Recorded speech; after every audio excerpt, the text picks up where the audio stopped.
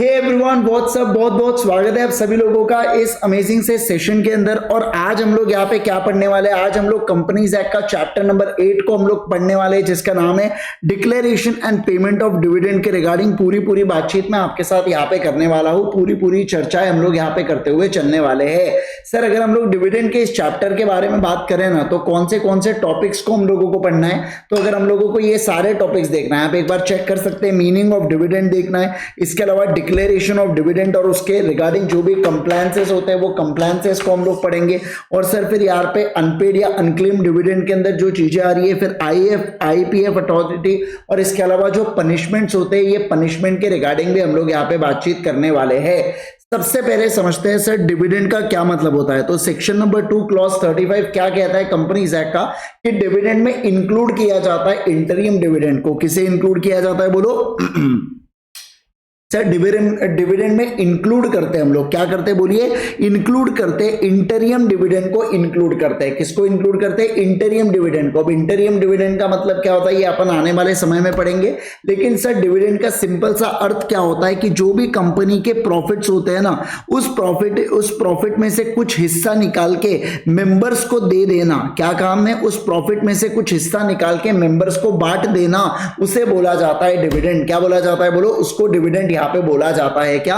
बिल्कुल sir, free reserve में से डिविडेंड यहाँ पे पेबल होता है। डिविडेंड पार्ट होता है, is a part of distributable profit जिसमें which has been paid out of them. मतलब डिस्ट्रीब्यूटेबल प्रॉफिट्स होते हैं जो किसमें से पेबल होता है बोलो जल्दी से? जितने भी प्रॉफिट्स ऑफ अर्न अपन ने किया है, जितना भी प्रॉफिट कंपनी कमाई है, उसमें से एक हिस्सा होता है, एक टुकड़ा होता है जो किसको दिया जाता है? मेंबर्स को दिया जाता है। सर मुझे एक बात बताइए, डिविडेंड कहां पे डिक्लेयर करते हैं? डिविडेंड डिक्लेयर करते हैं जनरल मीटिंग के अंदर। कहां पे डिविडेंड करते हैं बोलो? जनरल मीटिंग के अंदर। और जो बोर्ड मेंबर्स रेट प्रिस्क्राइब करते हैं ना, वो रेट से ऊपर डिविडेंड नहीं दिया जाता। यानी बोर्ड ने अगर 7% बोला तो मैं 6 दे सकता हूं, 5 दे सकता हूं, 5.5 दे सकता हूं, 6.5 दे सकता हूं, लेकिन 7.5 क्या मैं दे सकता हूं क्या? नहीं सर, मैं नहीं दे सकता। इसके अलावा जो डिविडेंड है देखो, रिकमेंड करता है बोर्ड और जिसको अप्रूव करते हैं शेयर होल्डर्स। अब शेयर होल्डर ऊपर नहीं जा सकते, लेकिन क्या नीचे ला सकते हैं? क्या? बिल्कुल नीचे ला सकते हैं। और हमेशा डिविडेंड जो है ना, ये नॉमिनल या फेस वैल्यू के ऊपर डिक्लेयर किया जाता है। किसके ऊपर डिक्लेयर किया जाता है बोलो? नॉमिनल और फेस वैल्यू के ऊपर डिविडेंड्स हमेशा आपके डिक्लेयर किए जाते हैं। ठीक है सर। अब बात करेंगे डिविडेंड कितने प्रकार के होते हैं। तो डिविडेंड के 2 प्रकार होते हैं। एक होता है बेटा फाइनल डिविडेंड और दूसरा होता है इंटरियम डिविडेंड। इंटरियम डिविडेंड का मतलब क्या होता है? ये किसी भी समय डिक्लेयर किया जाता है after the closing of financial year. मतलब फाइनेंशियल ईयर क्लोज होने के बाद और जब तक एजीएम नहीं होती, वो पीरियड के अंदर इंटरियम डिविडेंड यहाँ पे डिक्लेयर किया जाता है। ये आउट ऑफ द प्रॉफिट्स में से भी डिक्लेयर किया जा सकता है। मतलब ये कहां से डिक्लेयर किया जाता है? तो देखो सोर्सेज है। एक तो जो पीएनएल में सरप्लस पड़ा हुआ है, ज्यादा का पैसा पड़ा हुआ है उसमें से। दूसरा profits of the financial year of which the dividend sought to be declare, profits में से डिक्लेयर किया जा सकता है जो पीएनएल में पड़ा हुआ है पैसा उसमें से। और अगर profit generated in the financial year till quarter preceding the declaration of interim dividend. मान लो सर जैसे ये एक क्वार्टर है, ये सेकेंड क्वार्टर है, तो इस क्वार्टर के अंदर इंटरियम डिविडेंड डिक्लेयर हो रहा है। तो इस क्वार्टर में अगर प्रॉफिट है ना, तो भी अपन लोग क्या डिक्लेयर कर सकते हैं? इंटरियम डिविडेंड। बिल्कुल सर, यहाँ पे डिक्लेयर किया जा सकता है। और सर मान लो अगर कंपनी ने लॉस इनकर किया है, यहाँ पे क्या इनकर किया है? कंपनी ने यहाँ पे लॉस इनकर किया है प्रीवियस क्वार्टर तक, तो ऐसे केस के अंदर क्या होने वाला है? ऐसे केस में बोला जा रहा है कि जो एवरेज रेट ऑफ डिविडेंड है वो कितना होगा? 3 फाइनेंशियल ईयर का एवरेज होगा। क्या कहा हमने? बोलो जल्दी से। जो एवरेज है वो 3 फाइनेंशियल ईयर का एवरेज यहाँ पे रहने वाला है। कौन से चीज के रिगार्डिंग सर? ये चीजों के रिगार्डिंग 3 ईयर का एवरेज यहाँ पे लेते हुए चलेंगे क्या? बिल्कुल सर, लेते हुए हम लोग यहाँ पे चलने वाले हैं। ठीक है ना। जैसे देखो मान लो 4 क्वार्टर्स होते हैं बेटा, तो अब यहाँ पे 4 क्वार्टर्स है। पहले क्वार्टर में प्रॉफिट है तो अपने को एवरेज नहीं देखना है। दूसरे में मान लीजिए लॉस हो गया, लेकिन आप ये देखना प्रॉफिट और ये लॉस को अगर आप मिलाएंगे तो प्रॉफिट में आ रहे हैं या लॉस में आ रहे हैं। अगर लॉस में आ रहे तो पिछले 3 फाइनेंशियल ईयर का एवरेज ले लेना, और अगर प्रॉफिट में है तो कोई भी अपने को देखना है क्या चीजें? नहीं सर, नहीं देखना है। इस बात का ध्यान रखना।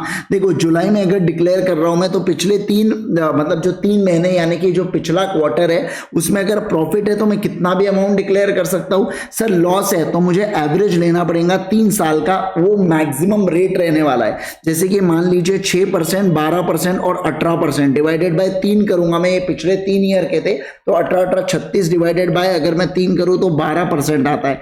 तो मैक्सिमम रेट ऑफ डिविडेंड कितना हो सकता है? 12% मैक्सिमम रेट ऑफ डिविडेंड इस केसेस के अंदर हो सकता है या इन केस के अंदर रहने वाला है। ठीक है, चलिए सर अब बात करेंगे फाइनल डिविडेंड। फाइनल डिविडेंड का क्या मतलब होता है सर? ये कंपनी के एनुअल जनरल मीटिंग में डिक्लेयर किया जाता है। मतलब जब हम लोग फाइनली अडॉप्ट कर लेते हैं बुक्स ऑफ अकाउंट्स, तो उसके बाद रेट ऑफ डिविडेंड यहाँ पे डिक्लेयर किया जाता है। मुझे एक बात बताओ, रिकमेंड कौन करेगा? बोर्ड। क्या मेंबर्स इसको इंक्रीज कर सकते हैं? क्या नहीं। लेकिन मेंबर्स इसको घटा सकते हैं क्या? बिल्कुल बिल्कुल घटा सकते हैं। देखो, ये बिफोर फाइनलाइजेशन होता है या आफ्टर फाइनलाइजेशन होता है? ये बीओडी अनाउंस करता है, यहाँ पे बीओडी रिकमेंड करता है, जिसको अप्रूव करते हैं शेयर होल्डर्स। इंटरियम डिविडेंड में शेयर होल्डर्स का कुछ काम नहीं है ना। मुझे एक बात बताइए, बिफोर ये आफ्टर होता है, क्या इसको इंटीरियम डिविडेंड को कैंसिल कर सकते हैं क्या शेयर होल्डर्स? बिल्कुल बिल्कुल कैंसिल कर सकते हैं। अगर सारे लोग अप्रूवल देते हैं, सारे लोग अपना कंसेंट देते हैं, तो आप बिंदास तरीके से कैंसिल कर पाओगे किसको? इंटीरियम डिविडेंड को। लेकिन क्या यहाँ पे आप कैंसिल कर पाओगे क्या? नहीं सर, आप यहाँ पे कैंसिल नहीं कर सकते। It can not be revoke. क्या लिखा है यहाँ पे? बोलो, it can not be revoke. मतलब कि आप इसको रिवोक नहीं कर सकते, आप इसको कैंसिल नहीं कर सकते फाइनल डिविडेंड को। ऐसी बात यहाँ पे बोली जा रही है, ये एक थोड़ा सा इंपॉर्टेंट बन जाता है। अब मैं शेयर्स के बारे में बात करूंगा। 2 प्रकार के शेयर्स होते हैं इस ब्रह्मांड में, एक होता है इक्विटी, दूसरा होता है प्रेफरेंस। प्रेफरेंस में और 2 प्रकार होते हैं, क्यूमुलेटिव और नॉन क्यूमुलेटिव प्रेफरेंस शेयर। कौन से बोलो? क्यूमुलेटिव प्रेफरेंस शेयर और नॉन क्यूमुलेटिव प्रेफरेंस शेयर। अब अगर क्यूमुलेटिव की मैं बात करूं, तो क्यूमुलेटिव प्रेफरेंस शेयर मतलब ऐसा प्रेफरेंस शेयर जिसके ऊपर डिविडेंड अक्यूमुलेट होते रहता है। क्या होते रहता है? बोलो, अक्यूमुलेट होते रहता है। मतलब इस साल अगर मैंने डिविडेंड उसके ऊपर पे नहीं किया, मान लो 10,000 रुपए उसका डिविडेंड आ रहा था कैलकुलेशन के हिसाब से, और मैंने 8,000 ही पे किया, तो 2,000 कैरी फॉरवर्ड करूंगा। मान लो अगले साल अब मुझे टोटल में 10,000 प्लस 2,000 12,000 पे करना था, मैं 6,000 ही पे कर पाया, तो 6,000 और कैरी फॉरवर्ड होगा। तो जब तक आप इसको पे नहीं करते, ये कैरी फॉरवर्ड किया जा सकता है। नॉन क्यूमुलेटिव में अगर हमारे पास पैसा है तो हम आपको पे कर देंगे, लेकिन हम आपको कैरी फॉरवर्ड नहीं करने देंगे। और इक्विटी में तो होता है, अगर पैसा अवेलेबल है तो हम आपको डिविडेंड देंगे, नहीं तो हम डिविडेंड भी आपको देंगे क्या? नहीं सर, हम आपको डिविडेंड भी नहीं देने वाले हैं। अब बात करेंगे provision regarding declaration and payment of dividend के रिगार्डिंग चर्चा करते हैं। सर मुझे बताइए सोर्सेज, मतलब कहां से डिविडेंड दिया जा सकता है? तो आप प्रॉफिट्स में से डिविडेंड दे सकते हो आफ्टर प्रोवाइडिंग डेप्रिसिएशन। मतलब प्रॉफिट्स में से डेप्रिसिएशन माइनस कर देना, और कंपनीज एक्ट 2013 का डेप्रिसिएशन माइनस करना। किसका बोला? बोलो जल्दी से। कंपनीज एक्ट 2013 का डेप्रिसिएशन आप लोगों ने माइनस करना है। तो प्रॉफिट्स में से जब आप डेप्रिसिएशन माइनस करोगे कंपनीज एक्ट के हिसाब से, शेड्यूल 2 के हिसाब से, तो हम लोग कहेंगे कि आप उन प्रॉफिट्स में से डिविडेंड बांट पाओगे क्या? बिल्कुल बिल्कुल बांट पाओगे। सर कोई पुराने पिछले फाइनेंशियल ईयर्स के आपके पास प्रॉफिट अक्यूमुलेट हुए, आपके पास जमा हुए, अनडिस्ट्रीब्यूटेड प्रॉफिट्स पड़े हुए, वो अनडिस्ट्रीब्यूटेड प्रॉफिट्स भी आप बिंदास तरीके से बांट सकते हो उसमें से भी। तीसरा क्या बोला जा रहा है? बोथ ए एंड बी, दोनों में से कोई भी एक चीज कर सकते हो क्या? बिल्कुल sir. Provision of money by government, और मान लो गवर्नमेंट आपको पैसा देती है कि एक काम करो, ये पैसा लो, इसमें से डिविडेंड बांटना, तो गवर्नमेंट ने जो पैसा दिया उससे भी आप डिविडेंड यहाँ पे बांट सकते हो। तो मैंने 3-4 सोर्सेज बता दिया। सबसे पहला करंट ईयर का प्रॉफिट्स, अक्यूमुलेटेड प्रॉफिट्स। दूसरा बोला जा रहा है बोथ ए एंड बी का प्रयोग कर सकते हो। और चौथा बोला गया, अगर गवर्नमेंट आपको पैसा देती है कि ले मुन्ना जा, इससे डिविडेंड बांट अपने लोगों को, तो उसमें आप डिविडेंड बांटना। गवर्नमेंट कंपनीज के केस में गवर्नमेंट पैसा देती है सामने से डिविडेंड बांटने के लिए, ठीक है ना। तो ऐसा वहां पे चलता है क्या? बिल्कुल बिल्कुल सर चलता है। आ जाइए अब हम लोग यहाँ पे, अच्छा मुझे एक बात बताइए, प्रॉफिट्स में आप जितने भी यहाँ पे आपके अनरियलाइज या नोशनल गेन्स वगैरह होंगे, क्या इसको अपन लोग माइनस कर डालेंगे ना? बिल्कुल बिल्कुल सर, अपन लोग माइनस कर डालेंगे। पहले ही बता रहा हूँ, अनरियलाइज नोशनल गेन्स और रिवैल्यूएशन ऑफ असेट्स के कारण अगर कोई भी प्रॉफिट होता है ना, आप उसको बिंदास तरीके से माइनस कर देना, उसको अपने पास मत रखियो। क्या कहा मैंने? बोलो, उसको अपने पास मत रखियो, ऐसा यहाँ पे बोला जा रहा है, ऐसी चर्चा यहाँ पे की जा रही है, ठीक है सर। फिर उसके बाद कक्षा 11वीं 12वीं की चीजें बेटा कि डेप्रिसिएशन का अर्थ क्या होता है वो आप पढ़ लेना, घर पे मजे ले लेना उसके। अब मैं बात करूंगा ट्रांसफर टू रिजर्व करके। मुझे एक बात बताइए सर, इस बार मैंने 1 लाख रुपए का प्रॉफिट कमाया, अब इसमें से मैं 20,000 रुपए, अब इसमें से मैं 20,000 रुपए रिजर्व में डालू, 30,000 रुपए डालू, या 1 लाख पूरा के पूरा डालू, या 1 भी रुपया नहीं डालू? ये किसकी चॉइस है बेटा? ये कंपनी की चॉइस है, इट्स हर चॉइस। समझ रहे हैं बात को? रिजर्व में पैसे को ट्रांसफर करना है या रिजर्व में पैसे को ट्रांसफर नहीं करना, ये होल एंड सोल किसकी चॉइस है? ये होल एंड सोल कंपनी की चॉइस है। इसमें किसी दूसरे पर्सन का डिस्क्रिशन नहीं होता है, दूसरा पर्सन अपनी टांग नहीं अड़ा सकता है। ये कंपनी की चॉइस मानी जाती है, ये कंपनी के ऊपर होता है। उसको बांटना है बांटे, उसको रिजर्व में ट्रांसफर करना है रिजर्व में करे, उसको जो करना है वो करे। ये कंपनी की चॉइस यहां पे मानी जाती है। इस बात को आप समझते हुए चलिएगा। ठीक है सर, एकदम बढ़िया से समझ गए। अब बात करेंगे किसके बारे में सर? अब यहाँ पे बात करेंगे फाइनल प्रॉफिट्स के बारे में। अब अपन लोग क्या देख रहे थे सर? डिक्लेरेशन ऑफ डिविडेंड के रिगार्डिंग देख रहे थे, है ना। अब सर ट्रांसफर टू रिजर्व देखा। अब बात करेंगे फाइनल डिविडेंड का रेट कैसा होता है। अपन ने सर इंटरियम डिविडेंड का देख लिया था। प्रॉफिट है तो कोई टेंशन नहीं, लॉस है तो एवरेज 3 ईयर्स का अपने को एवरेज लेना पड़ता है। अब देखो फाइनल डिविडेंड के केस में क्या बोला है, अगर करंट ईयर में आपने प्रॉफिट कमाया, साल भर में आपने प्रॉफिट कमाया, तो फिर तो कोई टेंशन ही नहीं है, नो लिमिट बेटा। लेकिन मान लो साल भर में आपका लॉस है, तो आपको रूल 3 लगाना पड़ता है। क्या लगाना पड़ता है बोलो जल्दी से? आपको रूल 3 लगाना पड़ता है। रूल 3 कहता है, आपको 3 कंडीशंस के बारे में बताता है कि ये 3 कंडीशंस फुलफिल कर देना, फिर आप डिविडेंड बांट सकते हो फाइनल वाला। पहला क्या? पहला बोला जा रहा है कि जो आप रेट ऑफ डिविडेंड, लॉस के केस में जो आप रेट ऑफ डिविडेंड बांटोगे ना, वो पिछले 3 फाइनेंशियल ईयर्स के एवरेज से ज्यादा नहीं होना चाहिए। जैसे मान लो 6%, 18%, 12% पिछले 3 फाइनेंशियल ईयर में बांटा गया था। अब इसको प्लस करूंगा, सम करूंगा, डिवाइड बाय 3 करूंगा, तो 12% आने वाला है। तो 12% से ज्यादा रेट हो सकता है क्या डिविडेंड? नहीं सर, 12% से ज्यादा रेट ऑफ डिविडेंड नहीं हो सकता, ऐसा बोला गया है। मान लो सर पिछले किसी 3 साल में मैंने डिविडेंड डिक्लेयर नहीं किया, तो ये पहला रूल एप्लीकेबल नहीं होगा।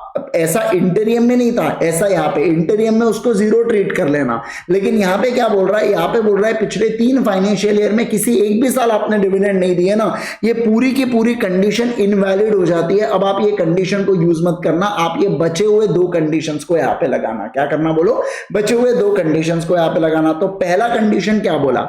अगर लॉस है तो पिछले 3 फाइनेंशियल ईयर का एवरेज ले लेना, एनी ईयर में नो डिविडेंड, तो रूल क्या हो जाता है? रूल नॉट एप्लीकेबल हो जाता है। ठीक है। अब दूसरी बात, अब देखो आप रिजर्व में से पैसा निकाल रहे हो। अब इस साल में लॉस है, तो ऑब्वियस सी बात है पुराने जो पैसे जमा हुए हैं आप उसमें से पैसा विड्रॉ कर रहे हो, तो उसे बोला जाता है रिजर्व में से पैसा निकालना। क्या बोला जाता है बोलो?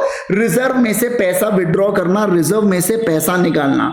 तो रिजर्व में से अगर मैं पैसा विड्रॉ करता हूं तो कितना मैक्सिमम कर सकता हूं मैं? Maximum 10% of paid up share capital plus free reserve जितना करूंगा। क्या करूंगा समझो बात को। मान लो मेरा पेड अप की शेयर कैपिटल 100 है, मेरा फ्री रिजर्व 50 है, तो 150 का 10% यानी कि मैं कितना निकाल सकता हूं? 15 रुपया में निकाल सकता हूं। अब मान लो इस साल मेरे को 2 रुपए का लॉस है, तो मैं मैक्सिमम बैलेंस कितना बचा सर? बैलेंस 13 रुपए बचा, मतलब 13 रुपए में मैक्सिमम डिविडेंड डिक्लेयर कर सकता हूं। फिर से देखिए क्या बोला गया, 10% of paid up share capital free reserve जो है मैं विड्रॉ कर पाऊंगा, माइनस करंट ईयर लॉस कर देना। तो जितना भी बैलेंस आया ना, वो बैलेंस मैक्सिमम अमाउंट होगा जितना मैं डिविडेंड इस बार बांट सकता हूं। तो ये पहली लिमिट लग गई, मैक्सिमम डिविडेंड आप कितना बांट सकते हो। अब तीसरा देखो कंडीशन क्या है। अब देखो आप लोग क्या कर रहे हो बेटा, आप यहाँ पे फ्री रिजर्व में से पैसा निकाल रहे हो। समझिए आप बात को, एक बाल्टी है बेटा, उस बाल्टी में से आप पानी निकाल रहे हो, वो फ्री रिजर्व के इसमें से आप पैसा निकाल रहे हो, फ्री रिजर्व की बाल्टी में से आप पैसा निकाल रहे हो। तो पैसा निकालने के बाद जो बैलेंस उसके अंदर होना चाहिए ना, वो 15% of paid up share capital जितना। जैसे पेड अप शेयर कैपिटल 100 है, तो मिनिमम बैलेंस जो फ्री रिजर्व में बचना चाहिए वो कितना होगा? मिनिमम बैलेंस सर 15 रुपए होना चाहिए। मिनिमम बैलेंस फ्री रिजर्व का, फ्री रिजर्व के बैलेंस के बारे में बात करें तो फ्री रिजर्व का जो बैलेंस है मिनिमम वो 15 रुपए होना चाहिए। क्या? हाँ सर, वो 15 रुपए होना चाहिए, ऐसा यहाँ पे बोला जा रहा है। 15 रुपए होना चाहिए, 15 रुपए होना चाहिए। उसके बारे में हम लोगों ने चर्चा कर ली है क्या? यस सर, बढ़िया से चर्चा कर ली है। क्या सारे लोग इस बात को समझे? बोलो बोलो बोलो मुझे जल्दी से, क्या आप लोग इस बात को समझ गए क्या? तो ये 3 आपको चीजें देखना है जब भी आप यहाँ पे लॉस में फाइनल डिविडेंड देना चाहते हो, उसके बारे में बात किया। ठीक है ना, मैंने कंडीशन 2 और 3 को मर्ज कर दिया था उसके अंदर, बस इसका आपको ध्यान रखना है। ठीक है सर, एकदम इजी है। अब देखो अब क्या बोला सर, जो भी डिविडेंड को आप डिक्लेयर करते हो ना, इसको 5 दिन के अंदर किसी शेड्यूल बैंक के अंदर डिपॉजिट कर देना। कहां पे कर देना? किसी शेड्यूल बैंक के अंदर इसको डिपॉजिट कर देना। अब देखो क्या बोला, जब भी आप डिविडेंड को डिक्लेयर किया 30 दिन के अंदर वो पे कर देना है। अगर आप 30 दिन के अंदर पेमेंट नहीं करते हो तो आपको ब्याज देना पड़ेगा डिविडेंड वालों को, यानी कि शेयर होल्डर्स को 18% प्रति एनम के रेट से। ठीक है, ओके सर। तो हमने क्या बोला, 30 दिन के अंदर पेमेंट कर देना, नहीं किया तो 18% का ब्याज होगा। सर 30 दिन में आपने मान लो नहीं पे किया तो 7 दिन के अंदर आपको इसको अनपेड डिविडेंड अकाउंट में डालना पड़ता है। कितने दिन के अंदर? 7 दिन के अंदर आप इसको दूसरे अकाउंट में ट्रांसफर करते हो जिसका नाम होता है अनपेड डिविडेंड अकाउंट। और मैं अगर 7 दिन में उसको ट्रांसफर नहीं किया तो जब भी मैं अनपेड डिविडेंड अकाउंट में ट्रांसफर करूंगा तो 7 दिन के बाद से जब मैंने ट्रांसफर किया वहां पे 12% प्रति एनम का ब्याज लगेगा अनपेड डिविडेंड अकाउंट में ट्रांसफर करने के लिए। मान लो सर जब से मैंने डिविडेंड अनपेड डिविडेंड अकाउंट में ट्रांसफर किया है वहां से 7 साल तक अगर किसी ने क्लेम नहीं किया तो मैं कहूंगा इसको आईईपीएफ के अंदर डाल दो।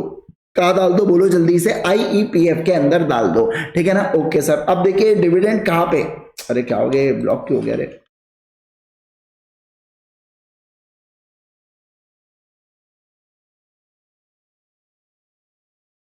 हाँ, तो देखो क्या बोला sir, depositing amount unpaid dividend account हो। अब पेमेंट ऑफ डिविडेंड अपन ने देखा 30 दिन के अंदर क्या हो जाना चाहिए बेटा, 30 दिन के अंदर यहाँ पे पेमेंट हो जाना चाहिए क्या? Yes sir, dividend registered. अब देखो अब बोला जा रहा है सर ये जो डिविडेंड है आप किसको पे करोगे, तो आप डिविडेंड को पे करोगे रजिस्टर्ड होल्डर को। किसको पे करोगे बोलो जल्दी से?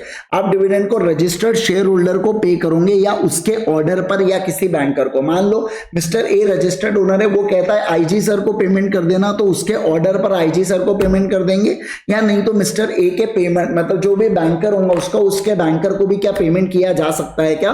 बिल्कुल बिल्कुल सर, पेमेंट किया जा सकता है। अब ये जो रजिस्टर ऑफ मेंबर्स है ना, इसके अंदर रिकॉर्ड डेट की जाती है। रिकॉर्ड डेट का मतलब क्या होता है? रिकॉर्ड डेट मतलब ऐसी डेट होती है जहां पे कंपनी बेटा लिस्ट उठाती है। कंपनी क्या करती है बोलो जल्दी से? कंपनी लिस्ट उठाती है कि इस दिन के ऊपर, ये तारीख के ऊपर कंपनी के रजिस्टर ऑफ मेंबर्स में जिन जिन लोगों का नाम होगा ना, उन लोगों को हम लोगों को डिविडेंड देना है, उसे बोला जाता है रिकॉर्ड डेट। तो रिकॉर्ड डेट के आधार पर रजिस्टर ऑफ मेंबर से नाम उठाएंगे और अपन उन लोगों को पेमेंट कर देंगे क्या? बिल्कुल बिल्कुल। मुझे बताओ डिविडेंड किस में पेबल होता है? कैश में। रोकड़ा नहीं, मतलब बैंक से ट्रांसफर किया जाता है या वारंट दिया जाता है, डिविडेंड वारंट या चेक भेजा जाता है। बेटा आप ऐसा नहीं बोल सकते आप बोनस शेयर्स रख लो, आप ये नहीं बोल सकते मशीन रख लो। जियो वाला कह रहा है रिचार्ज मार देता हूं, एयरटेल वाला कहता है मैं भी रिचार्ज मार दूंगा बस नेट नहीं चलेगा तुम्हारा। तो ऐसे केस के अंदर आप ये सब चीजें नहीं कर सकते बेटा। आपको डिविडेंड जो है ना वो हमेशा पैसे के फॉर्म में देना है। बैंक कैश कैसे भी आप, मतलब कैश तो नहीं, बैंक के फॉर्म में चेक आप भिजवा दीजिए या डायरेक्ट ट्रांसफर कर दीजिए या चेक दे दीजिए, या डिविडेंड वारंट। डिविडेंड वारंट मतलब एक डॉक्यूमेंट होता है जो सामने वाले व्यक्ति को राइट देता है पैसे क्लेम करने का, उसे डिविडेंड वारंट बोला जाता है। अब section number 123(5) applicable to Nidhi company के केस में बोला जाता है अगर हमने डिविडेंड डिक्लेयर किया है और 30 दिन के अंदर अगर आपने क्लेम नहीं किया तो एक काम करो, मेंबर्स के अकाउंट में क्रेडिट कर दो। जैसे पार्टनरशिप के केस में कैसे होता है कि मेंबर्स को अपन मेंबर्स के पार्टनर्स कैपिटल को क्रेडिट करते हैं अगर उसने कोई खर्चा किया है तो, उसी प्रकार से अगर मेंबर ने यहां पे नहीं लिया तो सीधा उसके अकाउंट को आप क्रेडिट कर डालो, बाद में उसको लगा तो अपने अकाउंट में से वो डेबिट कर सकता है, विड्रॉ कर सकता है। अब देखो prohibition of declaration of dividend, कहां पे आप डिविडेंड को डिक्लेयर नहीं कर सकते? सेक्शन 8 कंपनी में अलाउ नहीं होता है। और जो 73 74 का उल्लंघन करता है, मतलब जो अपन ने डिपॉजिट वाला चैप्टर पढ़े थे ना बेटा, तो prohibition on acceptance of deposit है या आप रीपेमेंट ऑफ डिपॉजिट्स के ऊपर आपने उल्लंघन करके रखा है, तो क्या आप यहां पे डिविडेंड डिक्लेयर कर सकते हो क्या? नहीं। मतलब समझ के देखो, आपने लोगों के डिपॉजिट एक्सेप्ट किया, आपने उसके डिपॉजिट तो रीपे नहीं किए, ऊपर से आप यहां पे अपने मेंबर्स को क्या बांट रहे हो? अपने मेंबर्स को डिविडेंड बांट रहे हो। आप बताइए दिल से बुरा लगेगा कि नहीं लगेगा? हाँ सर, दिल से बुरा लगेगा। बस उसी के बारे में यहां पे बातचीत की जा रही है, ठीक है। चलो अब उसके बारे में बात करूंगा। नेक्स्ट वाली चीज देखो, अनपेड डिविडेंड अकाउंट के बारे में बात करते हो। यूडीए अनपेड डिविडेंड अकाउंट से रिलेटेड हम लोग यहाँ पे चर्चा करेंगे। सर ये जो अनपेड डिविडेंड अकाउंट है ये क्या होता है? देखो सर, वैसे तो आपने 30 दिन के अंदर पेमेंट करना चाहिए। अगर आपने 30 दिन के अंदर पेमेंट नहीं किया तो 7 दिन के अंदर एक शेड्यूल बैंक में आप अनपेड डिविडेंड अकाउंट नाम से अकाउंट खोलते हो और वहां पे उन पैसों को ट्रांसफर कर देते हो, ठीक है ना। अब जब से आपने अनपेड डिविडेंड अकाउंट में ट्रांसफर किया है वहां से 90 दिन के अंतर्गत आपको स्टेटमेंट बनाना पड़ता है। वो स्टेटमेंट के अंदर नाम, एड्रेस और अनपेड डिविडेंड का अमाउंट कितना है वो आप स्टेटमेंट बनाओगे और इसको वेबसाइट पे डाल दोगे। और ये जो वेबसाइट है ये सेंट्रल गवर्नमेंट के द्वारा अप्रूव्ड होगा। क्या होगा? अप्रूव्ड होगा। मान लो सर अनपेड डिविडेंड अकाउंट को 7 दिन के अंदर अगर मैं ट्रांसफर नहीं करता हूं 30 दिन के बाद, तो यहां पे मुझे 12% प्रति एनम के हिसाब से ब्याज देना पड़ेगा। सर अगर कोई क्लेमनेंट होता है अनपेड डिविडेंड अकाउंट से, क्या वो क्लेम कर सकता है कि ये मेरा पैसा है मुझे दे दो करके, बाद में उसकी नींद जागी? तो बिल्कुल सर, 7 साल तक अगर कोई भी व्यक्ति नहीं आया डिविडेंड मांगने, उसको आईईपीएफ के अथॉरिटी के अंदर ट्रांसफर कर देंगे। और दूसरा बोला जा रहा है कि वो जो शेयर्स है ना, वो शेयर्स को भी ट्रांसफर करेंगे। ऊपर डिविडेंड ट्रांसफर किया, नीचे शेयर्स को ट्रांसफर किया। अब बोला जा रहा है सर जो भी ओनर होता है, क्या उसके पास अधिकार है क्या वो ट्रांसफर्ड शेयर्स को रिक्लेम करने का आईईपीएफ में से? बिल्कुल, वो प्रिस्क्राइब प्रोसीजर और सबमिशन ऑफ डॉक्यूमेंट करे, वो बिल्कुल पैसों को वापस मांग सकती है। आप आराम से घर पे पनिशमेंट को देखिएगा। अब मैं आईपीएफ के बारे में बात करूंगा, आईपीएफ अथॉरिटी से रिलेटेड चर्चा करूंगा। जितना क्रिस्प, जितना अमेजिंग सेशन होगा, उतने बार आप मैक्सिमम रिवाइज कर पाएंगे। आपको बिल्कुल भी तेज नहीं लगना चाहिए सेशन, क्योंकि अपना रिविजन सेशन चल रहा है एकदम। जितना एग्जाम ओरिएंटेड, जितना एग्जाम के लिए जरूरी है, सारी मतलब जरूरी क्या, पूरी चीजें कवर करा रहा हूं, लेकिन एकदम फोकस वाला अपने को चाहिए यहाँ पे, है ना। चलो अब देखो सर, आईपीएफ फंड जो होता है, इस फंड के अंदर कहां से पैसा आता है, क्रेडिट ऑफ द फंड का है, कहां से पैसा आएगा। तो सबसे पहला, अगर सेंट्रल गवर्नमेंट ने, बहुत पैसा है सेंट्रल गवर्नमेंट के पास, उन्होंने आपको पैसा दिया, वहां से आता है। सर मान लो ग्रांट दिया, ऊपर वाले केस में क्या दिया है, यहाँ पे ग्रांट दिया है, नीचे वाले केस में डोनेशन दिया जा रहा है सेंट्रल गवर्नमेंट के द्वारा। इसके अलावा बोल के रखा है अनपेड डिविडेंड अकाउंट में अगर 7 साल तक पैसा रहता है, वहां से पैसा आता है। फिर general revenue account of central government, देखो कंपनीज एक्ट 2013 से पहले जो जनरल रेवेन्यू अकाउंट था, कंपनीज एक्ट 1956 में, वो सेम आईपीएफ के अंदर ट्रांसफर किया क्या? बिल्कुल बिल्कुल ट्रांसफर कर दिया। फिर सर देखो, जो पुराने कंपनीज एक्ट में और भी आईपीएफ अकाउंट होगा, उसका पैसा भी आप एज इट इज ट्रांसफर कर देना। अब ये जो आईपीएफ में पैसा है, आप इससे क्या करते हो, आप मान लीजिए इसमें से आप इन्वेस्टमेंट करते हो, कहीं कहीं पे आपने इन्वेस्टमेंट डाली, आपने एफडी बना के रखा, तो एफडी के ऊपर जो ब्याज आएगा, जो उसकी इनकम बनेगी ना, वो इनकम भी आईपीएफ के अंदर आने वाली है। अब सर और देखिए, अमाउंट रिसीव टू डिसगॉर्जमेंट या डिस्पोजल ऑफ सिक्योरिटी, जैसे फॉर एग्जांपल हर्षद मेहता ने स्कैम किया बेटा, तो अपन ने क्या किया, हर्षद मेहता के पास जितनी भी सिक्योरिटीज थी ना, पूरे के पूरे सिक्योरिटीज को जब्त कर लिया। अब ये जो जब्त किया सिक्योरिटीज, उसके शेयर्स को, उसके पैसों को, तो वो आईपीएफ फंड के अंदर डाल दिया जाता है। इसके अलावा सर एप्लीकेशन मनी आया था, अब उसको शेयर्स अलॉट नहीं हुए, तो अपने को एप्लीकेशन मनी को रिफंड करना था। बहुत ढूंढा लेकिन वो व्यक्ति नहीं मिला। 7 साल बीत चुके हैं बेटा जब से वो अपने को पेमेंट करना था, तो एक काम करो आईपीएफ में डालो। Sir mature deposit, mature debentures, deposit जो है और डिबेंचर्स जो है मैच्योर हो गए हैं और मेरे को वो रीपे करना है। मैंने बहुत ढूंढा 7 सालों तक लेकिन वो नहीं मिले, तो मैं उसको आईपीएफ में डाल दूंगा। सर जितना भी इसके ऊपर का इंटरेस्ट होता है, वो सारे के सारे इंटरेस्ट भी यहाँ पे कवर्ड होंगे। सर मान लो कोई सेल प्रोसीड्स हुआ है, जैसे फॉर एग्जांपल कभी कभार कैसा होता है, सेल प्रोसीड्स होता है, क्या होता है बोलो जल्दी से, अमलगमेशन ऑफ द कंपनी हुआ या कोई बोनस शेयर दिया गया, तो और फ्रैक्शनल से शेयर्स अराइज हो जाते हैं, जैसे 2.36 करके ऐसे शेयर्स हो गए बेटा, है ना। तो 2 शेयर्स तो दे दिए जाते हैं, 36 का पैसा दे दिया जाता है। तो ये जो आप समझ रहे बात को, जो फ्रैक्शनल अराइज हो रहा है ना, ये फ्रैक्शनल को आईपीएफ के अंदर डाल दिया जाता है। सर ये जो रिडेम्पशन अमाउंट है, रिडेम्पशन अमाउंट भी प्रेफरेंस शेयर अपन ने बहुत ढूंढा बेटा, सामने वाला व्यक्ति नहीं मिला, 7 साल हो गए अभी तक प्रेफरेंस शेयर वालों को। एक काम करो, आईपीएफ कहता है मैं हूं ना करके मुझे पैसा दे दो, मैं तो भैया अपने लिए इनकमिंग फ्री है, तुम आन दो जितना पैसा आना चाहते हो करके, ठीक है। इसके अलावा कुछ कुछ अदर अमाउंट्स भी है जो प्रिस्क्राइब इन्होंने कर रखे हैं बेटा। तो ऐसे कि जैसे देखो 7 साल तक जो ऐसे शेयर जिसके ऊपर 7 साल तक डिविडेंड क्लेम नहीं किया आप लोगों ने, तो शेयर्स को आईपीएफ में डालो, है ना। फिर कोई भी बेनिफिट्स है, कोई भी अथॉरिटी को ग्रांट्स या फीस मिलती है, कोई भी सोर्सेज अलग होते हैं, या income earn by the authority, कोई भी दूसरी इनकम अगर अथॉरिटी अर्न करती है, तो ये सारी चीजें आईपीएफ का पार्ट यहाँ पे बनने वाली है। अब इस फंड को आप कहाँ के लिए यूटिलाइज कर सकते हो, सबसे पहला तो बाद में कोई व्यक्ति डिविडेंड को या डिपॉजिट्स को या डिबेंचर को या एप्लीकेशन मनी को मांगने आ गया, तो अपन उसको रिफंड कर देंगे क्या, बिल्कुल बिल्कुल रिफंड कर देंगे, जो उसका ओनर होता है वो, है ना। या इन्वेस्टर एजुकेशन या अवेयरनेस प्रोग्राम्स अपने को चलाना है, तो उसके प्रमोशन के लिए भी अपन लोग पैसा यूज करते हैं। सर मान लीजिए हर्षद मेहता ने स्कैम किया तो लोगों को नुकसान हुआ, अब जिन लोगों को नुकसान हुआ अपन उसको देख पा रहे, जैसे आईजी सर को नुकसान हुआ अपन देख पा रहे, तो अपन उनको क्या करेंगे, अपन उनको डिस्ट्रीब्यूट करेंगे, ताकि जिन लोगों को लॉस हुआ है उनको अपन डिस्ट्रीब्यूट करेंगे ताकि उनका नुकसान कम हो जाए। अब हर्षद मेहता के ऊपर बहुत लोगों ने केसेस किए होंगे, तो ये जो क्लास एक्शन सूट्स होते हैं उसके लीगल एक्सपेंस को इनकर करने के लिए ना अपन भी पैसा यहाँ पे देते हैं क्या, बिल्कुल बिल्कुल। और बाकी जो भी इंसिडेंटल खर्चे होते हैं वो सारे इंसिडेंटल खर्चे यहाँ पे आने वाले हैं। अब देखो ये जो अथॉरिटी है ये कॉन्स्टिट्यूट में secretary of ministry of corporate affairs है ना, इसका चेयरपर्सन बनता है बेटा। इसके अलावा 6 और मेंबर्स होते हैं और एक चीफ एग्जीक्यूटिव ऑफिसर होता है। इसके सारे टेबल, कुर्सी, चेयर, रिसोर्सेस कौन प्रोवाइड करवाता है? सेंट्रल गवर्नमेंट प्रोवाइड करवाता है। इसके कंसल्टेशन में काम करते हैं सीएजी के। मनी किसके लिए स्पेंड कर सकते हैं? जो भी पर्पज है उसके लिए आप पैसा यूज कर सकते हैं। ऑडिट कौन करेगा? सीएजी करेगा। एनुअल रिपोर्ट बना के किसको जाएंगी? सेंट्रल गवर्नमेंट को जाएंगी और सेंट्रल गवर्नमेंट इसको पार्लियामेंट के सामने रखेगा। क्या? हाँ सर, इसको पार्लियामेंट के सामने रखेगा। Each house of parliament annual report और ऑडिट रिपोर्ट जो सीएजी लेगा उसको हाउस ऑफ पार्लियामेंट के सामने रखा जाता है। सर बिल्कुल बिल्कुल रखा जाता है।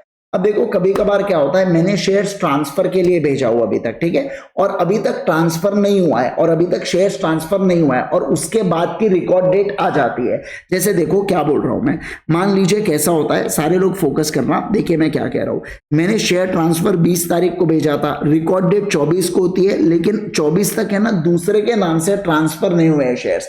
तो कंपनी क्या करेंगी? कंपनी को पता है कि शेयर्स बिक चुके हैं, बस ट्रांसफर नहीं हुए दूसरे वाले व्यक्ति के नाम पे, इसलिए डिविडेंड सिर्फ मेरे को तो दे नहीं देंगे बेटा। तो वो क्या करके रखते हैं? होल्ड करके रखते हैं डिविडेंड को। क्या करके रखते हैं? बोलो, होल्ड करके रखते हैं। लेकिन अगर मैंने, आईजी सर ने, मैंने तो तेजस सर को ट्रांसफर कर दिया था, मैं अगर लिख के दे दूं यार वैसे भी मैं शेयर्स बेच चुका हूं, आप दे दो डिविडेंड तेजस सर को, तो अगर मैंने राइटिंग में दे दिया ना सर, अथोराइज कर दिया मैंने राइटिंग में, तो क्या डिविडेंड अलाउ हो जाएगा क्या? हाँ सर, डिविडेंड बिल्कुल बिल्कुल अलाउ हो जाएगा। उसके बारे में यहाँ पे बात कर लिया। सर 30 दिन में डिविडेंड नहीं दिया तो ऐसे केस के अंदर आपको 30 दिन के अंदर डिविडेंड पे करना है या वारंट को भेज देना है। भेज देने का मतलब होता है वारंट को पोस्ट कर देना है। अगर आप नहीं करते हो तो यहाँ पे आपको पनिशमेंट लगती है, पेनल्टी लगती है 18% का ब्याज और जेल लगती है 24 दिनों तक, या फाइन लगती है 1000 रुपए प्रति दिन की। सर पनिशमेंट से कब एग्जेम्पशन मिलेगा? तो देखो यहाँ पे, मान लो सर किसी ऑपरेशन ऑफ लॉ के कारण मैंने डिविडेंड नहीं दिया, मान लो मिस्टर ए को डिविडेंड देना था लेकिन उसकी डेथ हो गई और अभी तक शेयर्स में उसके लीगल रिप्रेजेंटेटिव तक नहीं गए तो मैं डिविडेंड नहीं दे पा रहा हूं, तो ऑपरेशन ऑफ लॉ के तहत मैं डिविडेंड नहीं दे पाया, कोई बात नहीं है, आपको पनिशमेंट नहीं होगी कंपनी।